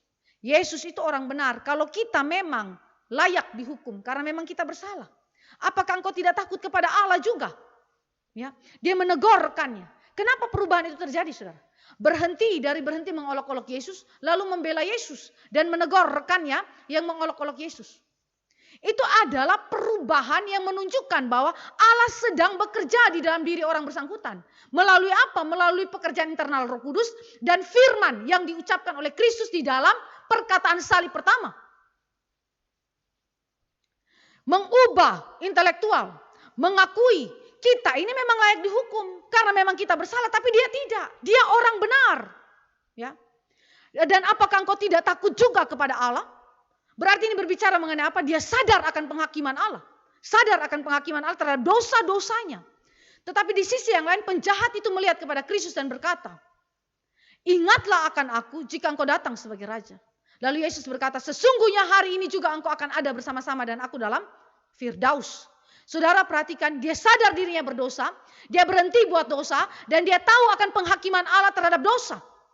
Tetapi di sisi yang lain dia sadar akan kasih setia Allah melalui siapa? Melalui Kristus yang tersalib itu. Sehingga mata penjahat itu bisa memandang kemuliaan Kristus di balik salib, di balik keterhinaan, di balik ketelanjangan Yesus. Dan dia menyebut Yesus sebagai raja. Jika engkau datang sebagai raja, ingatlah akan aku. Saudara yang dikasih oleh Tuhan Yesus Kristus, ini berbicara mengenai perubahan intelektual.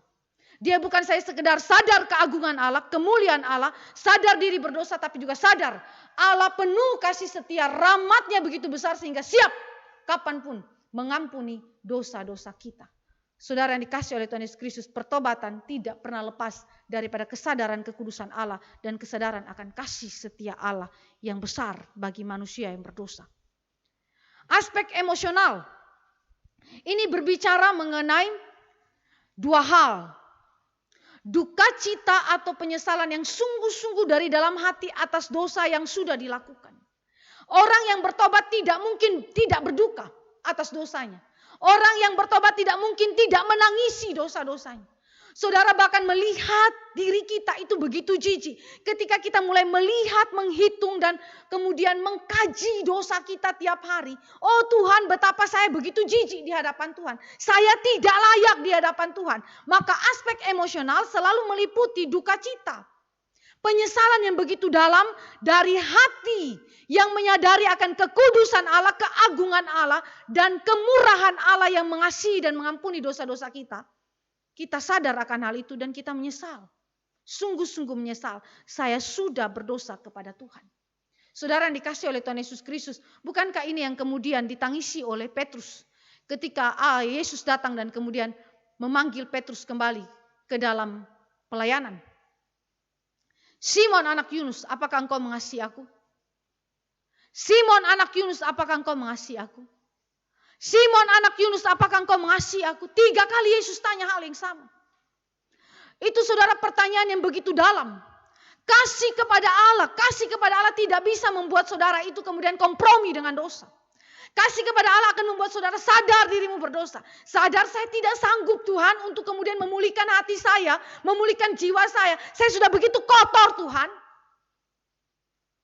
Harusnya kita seperti itu. Sehingga pertanyaan itu ketika tiba kepada Petrus. Kali ketiga Petrus sudah tidak sanggup. Petrus menangis. Menangis sedalam-dalamnya. Betul-betul menangis. Dan dia berkata, Tuhan engkau tahu aku mengasihi engkau. Saudara yang dikasih oleh Tuhan Yesus Kristus. Aspek emosional adalah duka cita penyesalan yang dalam. Tetapi sebelum peristiwa ini terjadi. Petrus sudah menyesal lebih dahulu ketika Yesus memandang dia. Di waktu dia selesai menyangkali Tuhan Yesus 3 kali. Dia menangis terseduh-seduh. Tetapi dia tidak tahu bagaimana memulihkannya. Sampai Yesus datang dan memulihkan dia. Ya. Saudara, maka sekali lagi orang yang sungguh-sungguh diubahkan oleh Roh Kudus adalah orang yang pasti sadar dirinya berdosa. Dan segala kesombongan, keangkuhan diri, merasa diri benar, merasa diri lebih baik dari orang lain, saudara, dihentikan saat itu ya. Tidak ada lagi segala upaya pembenaran diri saat itu. Dan hal kedua yang terlihat di dalam aspek emosional yang diubahkan oleh Allah adalah sukacita. Dalam sukacita, ya, orang bersangkutan akan melakukan kehendak Allah dan bersekutu dengan sesama umat Allah. Saudara perhatikan, setelah dia mengakui dosa-dosanya, diampuni dosa-dosanya, ada sukacita yang meluap-luap dalam dirinya untuk apa? Melakukan kehendak Allah dan hidup dalam persekutuan dengan umat Allah. Dia memberi diri di sana melayani Tuhan. Dia memberi diri di sana untuk kemudian memuliakan Tuhan di dalam komunitas umat Allah. Saudara yang dikasih oleh Tuhan Yesus Kristus, orang yang bertobat adalah orang yang bersukacita. Orang yang bersukacita karena dia sudah diampuni, tetapi dia juga bersukacita sebagai ucapan syukur melalui ketaatan-ketaatan dia kepada Allah. Dia bersyukur kepada Allah, terima kasih Tuhan karena Engkau sudah mengampuni aku. Terima kasih Tuhan karena Engkau sudah menghidupkan aku dari kematian kekalku. Saudara, orang yang tidak pernah bersukacita dan bersyukur atas segala perbuatan baik Allah dalam hidup kita terkait dengan keselamatan adalah orang yang tidak pernah mengalami anugerah Allah. Orang yang tidak pernah bersukacita dan bersyukur atas anugerah Allah, dia tidak pernah mengalami anugerah Allah. Bahkan kalau orang itu pun tidak mau melayani Tuhan, dia adalah orang yang tidak pernah mengalami anugerah Tuhan. Karena semakin dia mengenali anugerah Tuhan, semakin dia mengenali kasih setia Tuhan, dan semakin dia mengenali keberdosaan dia dan kecacatan dia dan kejijikan dia di hadapan Tuhan, makin dia harusnya bersyukur kepada Allah dan makin dia melayani Tuhan. Bukan malah dia makin menghina Tuhan dan hidup dalam dosa. Jadi ini adalah sebuah perbuatan Tuhan. Pembalikan hidup yang Allah kerjakan di dalam kehidupan daripada manusia yang telah ditebusnya. Dan yang ketiga, di dalam pertobatan adalah aspek volisional. Aspek volisional adalah berkaitan dengan perubahan dalam tujuan dan motivasi. Dalam tujuan dan motivasi hidup orang percaya yang nampak pada setiap sikap kita yang taat dengan penuh syukur kepada Allah. Jadi semua orang yang memiliki iman sejati tidak mungkin tidak ada perubahan dalam tujuan dan motivasi hidup. Kalau dulu tujuan hidup dia adalah cari duit, dapat uang yang banyak, ketika dia selesai di dalam dosanya dan diubahkan oleh pekerjaan Roh Kudus, maka yang dia jadikan sebagai motivasinya bukan cari uang, tapi apa? Cari Tuhan lebih dulu. Cari Tuhan dan kehendak dia lebih duluan. Ya, itu adalah pekerjaan Allah yang mengubahkan. Kalau awalnya motivasi pelayanan adalah supaya dipuji-puji, setelah Roh Allah mengubah kita dengan rendah hati. Bukan kita yang dipuji, tapi Allah yang dimuliakan. Allah yang dipuji. Jadi ada perubahan. Itu pasti menjadi karakteristik kita. Kalau tidak ada perubahan, nah mulai pikir. Evaluasi diri. Apakah saya ini betul-betul orang percaya atau bukan? Jadi saudara, ketika kita melihat akan pekerjaan Roh Kudus di dalam kehidupan saudara dan saya, mengubahkan saudara dan saya yang tidak layak ini saudara, maka kita memiliki kesimpulan bahwa manusia berdosa hanya dapat diselamatkan oleh kuasa Allah sendiri dan tidak ada seorang pun yang dapat datang kepada Allah kecuali Allah saja yang menariknya.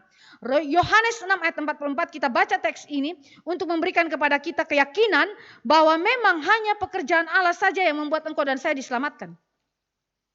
Yohanes pasal 6 ayat 44. Tidak ada seorang pun yang dapat datang kepadaku jikalau ia tidak ditarik oleh Bapa yang mengutus aku, dan ia akan kubangkitkan pada akhir zaman. Perhatikan, tidak ada seorang pun yang dapat datang kepadaku jikalau ia tidak ditarik oleh Bapa yang mengutus aku. Jadi itu berarti hanya bergantung kepada tarikan Allah. Bergantung kepada karya Allah yang membawa engkau dan saya keluar daripada ikatan dosa. Keselamatan terjadi berdasarkan ketetapan kekal Allah, predestinasi. Yang menyatakan kebaikan dan kemurahan Allah yang sangat besar bagi manusia berdosa yang layak dimurkainya. Jadi itu berarti seluruh pergerakan, ya, aspek-aspek pekerjaan daripada Roh Kudus di dalam karya penyelamatan, ya, dalam hidup manusia hanya bisa terjadi melalui ketetapan kekal Allah dalam predestinasi. Dan yang ketiga, kesimpulan kita adalah karya Roh Kudus adalah anugerah Allah secara internal yang memungkinkan manusia berdosa dihidupkan kembali di dalam natur yang baru yang dikuduskan Allah untuk berespon dalam iman dan pertobatan sejati. Jadi konsep Alkitab mematahkan pandangan yang keliru tadi dan kemudian meninggikan Allah dan karya Dia setinggi-tingginya dan memberikan kepada manusia kerendahan hati serendah-rendahnya di hadapan Allah. Dan pengakuan yang tulus bahwa hanya Allah yang menjadi jalan keselamatan bagi manusia, bukan dari pihak manusia. Nah, waktu saudara dan saya melihat poin yang terakhir, Allah memberikan kepada engkau dan saya di dalam anugerahnya natur baru, hidup baru, iman dan pertobatan di dalam Roh Kudus. Karya Roh Kudus yang secara internal terjadi di dalam hidup umat pilihan Allah. Dan dengan demikian kita mendapatkan karunia hidup yang kekal dari Allah. Nah, karunia hidup yang kekal ini saya mau ajak saudara dan saya melihat bukan di dalam hidup kekal di sorga nantinya. Betul, memang di sorga kita akan mendapatkannya juga hidup yang kekal secara aktual di sana. Tetapi juga sebenarnya sekarang hidup kekal itu sudah terjadi dalam hidup kita. Yaitu di dalam Yohanes pasal 17 ayat yang ketiga. Di situ dikatakan dengan jelas bahwa definisi hidup kekal bukan saja berpaut kepada hidup di sorga nanti. Tetapi berbicara mengenai pengenalan akan Allah. Inilah hidup yang kekal itu. Yaitu bahwa mereka mengenal Engkau, satu-satunya Allah yang benar, dan mengenal Yesus Kristus yang telah Engkau utus. Ya, jadi ini berbicara mengenai pengenalan Allah yang sejati adalah hidup kekal itu sendiri. Ya, jadi kalau saudara dan saya melihat bagaimanakah hidup kekal itu dikaruniakan Allah di dalam status kita sebagai manusia berdosa sampai kepada penebusan dan kemudian konsumasi nanti. Kita lihat di dalam 4 status hidup manusia menurut Agustinus. Di dalam bagan yang saya sampaikan itu saudara lihat, manusia sebelum jatuh dalam dosa itu dapat berdosa, posse peccare, ya. Karena itu sekali lagi dikatakan tadi peka, ya, rentan sekali dengan keadaan yang mungkin jatuh dalam dosa. Dapat tidak berdosa, ya. Dapat tidak berdosa. Maaf, manusia sebelum jatuh dalam dosa itu dapat berdosa, posse peccare, juga dapat tidak berdosa. Jadi dua hal ini bisa terjadi. Dapat berdosa, dapat tidak berdosa, posse non peccare. Ya. Nah, setelah manusia jatuh dalam dosa, maka manusia menjadi tidak dapat tidak berdosa, non posse non peccare. Yang minggu lalu kita itu pelajari. Lalu hari ini saudara dan saya mempelajari bagaimana anugerah Allah bekerja. Bagaimanakah status manusia yang telah ditebus oleh pekerjaan Kristus yang diaplikasikan oleh Roh Kudus secara internal dalam hidup kita. Manusia itu dapat berdosa, dapat tidak berdosa. Posisinya kembali kepada apa? Penciptaan. Ya, posse peccare dan juga posse non peccare. Posisinya seperti kembali ke dalam posisi penciptaan. Tetapi saudara dan saya perhatikan di situ, setelah manusia itu kemudian masuk ke dalam konsumasi, apa yang terjadi? Manusia tidak dapat lagi berdosa, non posse peccare. Berarti karunia hidup kekal, status yang kita miliki itu melampaui penciptaan. Ya, melampaui penciptaan. Allah berikan jauh lebih besar statusnya, lebih tinggi, lebih mulia daripada status waktu penciptaan pertama. Ketika kita mengalami penciptaan kedua, ya, recreation oleh Kristus melalui Roh Kudus di dalam jiwa kita, kita mendapatkan status yang melampaui penciptaan. Ini adalah karunia yang begitu besar yang saudara miliki sekarang jika saudara percaya kepada Yesus Kristus. Dan nanti digenapi pada waktu saudara berjumpa dengan Kristus nanti di akhir zaman. Kristus akan memberikan penggenapannya di mana tidak dapat berdosa lagi secara kebertubuhan maupun secara jiwa kita. Jadi ini adalah proses yang kita alami, tetapi sekaligus pembaharuan yang Allah kerjakan dalam hidup kita yang melampaui ciptaan. Jadi, waktu saudara dan saya memikirkan tentang keselamatan yang dikerjakan oleh Kristus, saudara tidak boleh berpikir bahwa kita dikembalikan ke dalam posisi creation saja. Tetapi Allah mengembalikan kita melampaui daripada creation. Karena itu sekali lagi kasih karunia Allah di dalam Kristus melampaui dosa-dosa kita, melampaui segala pelanggaran kita, tidak berimbang. Karena pemberiannya itu begitu mulia, begitu tinggi dan tidak dapat saudara dan saya itu kemudian hitung atau balas jasanya atau membayarnya. Tidak bisa. Itu begitu luar biasa besarnya bagi kita. Ya. Jadi waktu saudara dan saya kembali merenungkan anugerah Allah ini, mari kita bersyukur tak habis-habisnya kepada Tuhan dan kemudian kita sungguh-sungguh hidup bersesuaian dengan kehendak Allah sebagai ucapan syukur kita karena Dia mengerjakan apa yang melampaui daripada creation. Yang berikutnya saudara lihat karunia hidup kekal itu saudara dapat alami hari ini dengan cara sedemikian. Manusia yang diregenerasi itu memiliki kapasitas seperti yang dimiliki oleh Adam dan Hawa sebelum kejatuhan dalam dosa. Kapasitas struktural tubuh dan jiwa, saudara perhatikan, pikiran, perasaan, kehendak rohani ini adalah bagian daripada humanitas kita yang tidak dihilangkan oleh dosa, tetapi dirusakkan orientasinya. Kenapa dirusakkan orientasinya? Karena ketika manusia jatuh dalam dosa, kapasitas fungsionalnya dia, yaitu pengetahuan asali, kekudusan asali, dan kebenaran asali, itu hilang, lenyap. Ketika Roh Kudus tidak lagi hadir di dalam kehidupan manusia, ketika manusia pertama jatuh dalam dosa, maka kapasitas fungsional manusia itu juga hilang terkait dengan ketidakhadiran Roh Kudus secara khusus di dalam hidup daripada manusia. Apa itu pengetahuan asali? Pengetahuan asali berbicara mengenai pengetahuan manusia tentang pribadi Allah, sifat-sifat Allah, keberadaan Allah, eksistensi Allah, dan seterusnya. Kekudusan asali berbicara mengenai manusia itu taat kepada firman Allah. Dan kebenaran asali berbicara mengenai kehendak Allah yang diketahui oleh manusia. Kehendak Allah yang menjadi norma yang kemudian mengarahkan seluruh kehidupan manusia. Jadi 3 hal ini diberikan kepada manusia untuk mengarahkan pikiran, perasaan, kehendak dia, ya semua kapasitas struktural dia berjalan sesuai dengan apa yang Allah kehendaki. Tetapi itu bergantung kepada kehadiran Roh Kudus. Kalau Roh Kudus tidak ada, maka kapasitas fungsional tidak ada. Berarti secara struktural saya tetap punya pikiran, perasaan, kehendak, ya saya bersifat rohani, saya itu bersifat komunikatif, bersifat apa saja, sosial, kekal, dan seterusnya. Tetapi sayangnya arahnya, akhir hidupnya menuju kepada kebinasaan dan dosa. Tapi kalau saudara sudah diregenerasikan, maka kondisinya akan kembali seperti Adam dan Hawa sebelum jatuh dalam dosa, di mana saudara tidak saja memiliki kapasitas struktural tubuh dan jiwa sebagai manusia, tetapi kita juga memiliki kapasitas fungsional, pengetahuan asali, kekudusan asali, kebenaran asali yang hilang oleh dosa sekarang dikembalikan oleh kehadiran Roh Kudus yang khusus di dalam hidup kita setelah Dia melahirbarukan kita. Jadi ketika Roh Kudus hadir, orientasi kapasitas struktural kita digerakkan untuk memuliakan dan menikmati Allah. Maka yang tadi kita pelajari seluruhnya itu. Perasaan kita, pikiran kita, ya motivasi kita, tujuan kita semua berubah, orientasinya berubah. Karena yang dirusakkan oleh dosa itu orientasi, bukan kapasitas humanitas kita. Tetapi orientasi. Karena itu Roh Kudus hadir untuk memberikan kapasitas fungsional dan memberikan orientasi yang baru sesuai dengan kehendak Allah. Memuliakan Allah dan menikmati Allah. Dan memulihkan kapasitas fungsional itu ya. Pengetahuan asali, kekudusan asali, kebenaran asali menjadi milik kepunyaan kita kembali. Sehingga memungkinkan status kita itu dapat kemudian memuliakan Allah. Mari kita baca Kolose 3 ayat 10 dan Efesus 4 ayat 24 yang menunjukkan bahwa kapasitas fungsional itu adalah sesuatu yang diberikan kepada manusia yang telah diregenerasikan saja. Bagi mereka yang tidak diregenerasikan tidak memiliki kapasitas ini.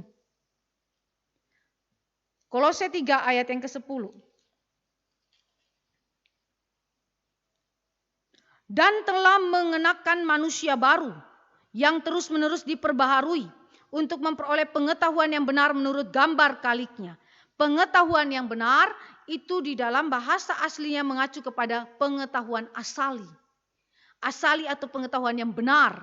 Pengetahuan tentang pribadi Allah itu sendiri. Itu diberikan kepada siapa? Kepada mereka yang telah diregenerasikan atau disebut sebagai manusia baru. Lalu Efesus 4 ayat 24.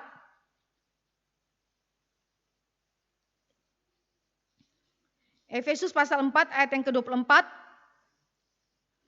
Dan mengenakan manusia baru yang telah diciptakan menurut kehendak Allah di dalam kebenaran dan kekudusan yang sesungguhnya. Kebenaran yang sesungguhnya dan kekudusan yang sesungguhnya. Atau dengan kata lain yang sesungguhnya itu mengacu kepada yang benar atau yang asali. Jadi itu berarti diberikan kepada siapa? Kepada mereka yang diregenerasikan atau manusia baru. Kapasitas fungsional ini hadir dalam diri umat pilihan Allah yang ditebus dan diregenerasikan oleh Roh Kudus, ya. Sehingga memungkinkan seluruh kapasitas struktural atau yang kita sebut sebagai kapasitas humanitas kita ini bisa berjalan, bisa berfungsi sesuai dengan kehendak Allah. Ya. Jadi saudara, betapa Allah itu memberikan kepada kita anugerah yang begitu besar, ya. Sehingga ketidakmampuan manusia di dalam dosa, ketidakmauan manusia di dalam dosa, kematian manusia di dalam dosa, itu kemudian dihidupkan kembali dan diberikan natur yang baru sehingga memungkinkan engkau dan saya berjalan menuju Allah, berjalan di dalam kemuliaan Allah, berjalan di dalam kebenaran dan di dalam kekudusan Allah. Jadi saudara, kita bersyukur kepada Allah karena hanya oleh anugerah Allah semata tanpa andil manusia, kita mendapatkan pemulihan Allah yang secara total atas seluruh keberadaan kita, natur kita, orientasi kita, segala bentuk-bentuknya semuanya diperbaharui baik dalam kapasitas struktural maupun kapasitas fungsional, sehingga humanitas kita adalah humanitas yang berbeda daripada humanitas umumnya ya. Kita menjadi orang yang mempermuliakan Allah dan menikmati Allah seumur hidup kita sampai kita disempurnakan di dalam sorga yang kekal. Kiranya firman Tuhan hari ini boleh memberkati kita dan mengingatkan kita lagi akan anugerah Allah dan bersyukur di dalam hidup kita semakin lagi kepada Allah kita yang telah menyelamatkan kita. Mari kita berdoa. Bapa di sorga, kami bersyukur kepada Tuhan untuk anugerah Allah yang besar yang memberikan kepada kami keselamatan. Kami yang sesungguhnya tidak mampu untuk menyelamatkan diri kami, dan kami bahkan tidak mau datang kepada Tuhan sekalipun Engkau memanggil kami. Tetapi kami bersyukur karena kedaulatan Tuhan, Engkau mau menyelamatkan kami. Dan kami bersyukur karena Tuhan mau menyelamatkan kami dan bukan karena kami yang mau. Kami bersyukur kepada Tuhan untuk kasih karunia Allah yang begitu besar sehingga memungkinkan kami untuk percaya kepada Allah dan kepada firman-Mu, bahkan bertobat dari dosa-dosa kami. Terima kasih karena oleh anugerah Tuhan seluruh kapasitas humanitas kami diarahkan, digerakkan menuju kepada Allah, dan dengan demikian hidup kami dapat mempermuliakan Tuhan. Kami bersyukur untuk pembaharuan yang Engkau berikan dan bahkan pembaharuan itu melampaui daripada penciptaan, dan kami bersyukur sekali lagi untuk kasih setia Tuhan ini, dan biarlah Engkau memberikan kepada kami ketaatan dan kasih yang lebih dalam lagi kepada Tuhan yang sudah menyelamatkan kami. Dalam nama Yesus Kristus Tuhan kami berdoa dan menaikkan syukur. Amin. Baik saudara-saudari yang dikasihi oleh Tuhan Yesus Kristus, kita akan memberikan persembahan kepada Tuhan sebagai ungkapan syukur kita kepada Tuhan. Kita akan memberikan persembahan di dalam nomor yang sudah tertera di layar, nomor rekening yang tertera di layar. Dan kemudian bagi saudara yang ingin bertanya, silakan bertanya di dalam nomor WA yang juga sudah tertera di layar. Saya ajak kita menyanyi lagu nomor 3, Karena Allah Cinta Dunia. Kita menyanyi seluruh ayatnya, lalu kita boleh menjalankan persembahan sebagai ucapan syukur kepada Allah kita.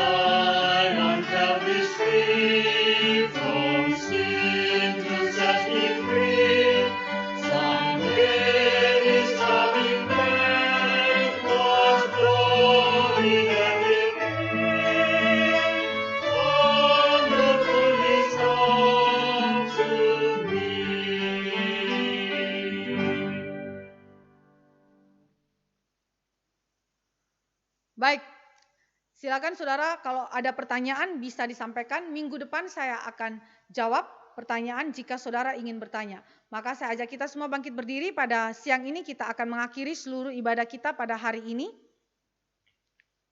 Sekaligus kita menyerahkan persembahan kita kepada Tuhan. Mari kita berdoa. Bapa di dalam kerajaan sorga, kami datang kepada Tuhan bersyukur untuk kasih karunia Allah yang besar dalam hidup kami. Dan terima kasih karena Engkau mengingatkan kami akan anugerah Allah supaya kami sadar tentang siapa diri kami dan kami semakin berharap dan bersandar kepada Tuhan di dalam segala aspek kehidupan kami. Terima kasih Bapa di sorga, dan kami juga bersyukur untuk persembahan yang telah kami berikan kepada Tuhan. Biarlah Engkau yang boleh memberkatinya dan boleh menguduskannya supaya kami dapat menggunakannya bagi hormat kemuliaan nama Tuhan di dalam beragam pelayanan khususnya di dalam MRI Depok ini. Terima kasih Bapa di sorga, kami akan kembali ke dalam rumah kami masing-masing, ke dalam tugas pekerjaan kami. Biarlah Allah di sorga boleh memberkati setiap kami dan memberikan kepada kami firman Allah yang terus mengingatkan jiwa kami untuk terus berharap kepada Tuhan dan memohon pertolongan Tuhan di dalam segala keadaan kehidupan kami. Terpujilah nama-Mu Tuhan, di dalam nama Yesus Kristus Tuhan kami berdoa dan menaikkan syukur. Amin.